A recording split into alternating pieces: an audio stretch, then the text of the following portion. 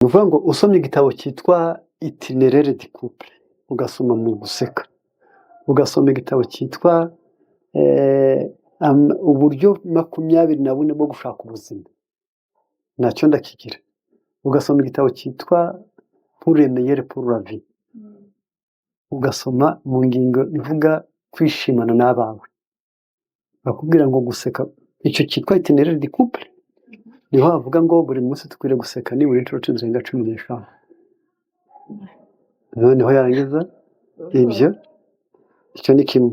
Naho mu gitabo cyitwa Pour le meilleur pour la vie atubwira ko umuntu wese useka ngo ababwiye abandi ngo abo aseka yababwiye ngo tubanye neza, ngo muri ab'agaciro kuri njye, ngo kandi twafatanye.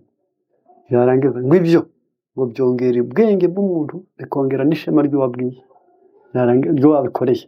Rero guseka nayo iri mu mbuto z'umwuka zitwa kwishima.